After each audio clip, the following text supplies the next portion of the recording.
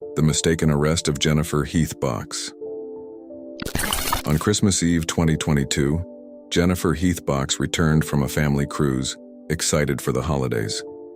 But her joy turned to despair when she was mistakenly arrested at Port Everglades. You just told me it's for a warrant. A warrant for what?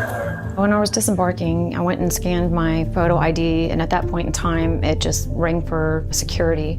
And so they had me step aside, and then at that point in time, we noticed that police were coming on to surround me and my husband. It's for endangering a child. I think you'll have the wrong person. Endangering a child? Well, that's why we verified. Authorities confused her with a wanted suspect due to their similar names. Despite Jennifer's desperate attempts to explain, Deputy Peter Peraza handcuffed her and took her to jail. VSO deputies arrested Jennifer Heath Box as she disembarked from a cruise in 2022, even though the warrant for child endangerment was for a woman named Jennifer Del Carmen Heath. You've had no incidences at all whatsoever? Never. I promise you, I'm sure you hear this a lot. For 3 days, she endured freezing conditions and unsettling encounters, all while worrying about her family. Her brother, a police officer, tried to intervene, but officials refused to verify her identity through fingerprint checks. Eventually, they discovered a critical error.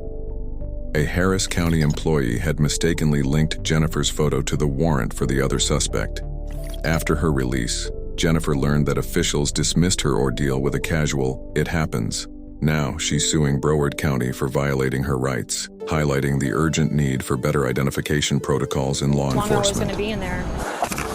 The two women have different middle names, different last names, different addresses, different driver's license numbers, different social security numbers, different hair color, eye color. This Jennifer is 5 inches taller. She's 23 years older than the Jennifer wanted in the warrant. And most importantly, she didn't have minor children to endanger.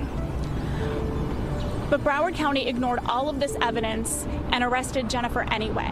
When I talk about my emotions, for me, I have nothing but anger and frustration.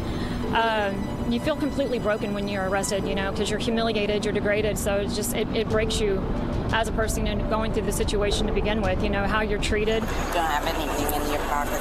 It was very degrading, demeaning. The person that they were looking for is 26 years old. My oldest child is 30 years old. And on the 27th, when Broward County finally did release Jennifer, a full day after they realized their mistake, Sit. did they apologize? Give me one foot. No. They simply told her, "It happens."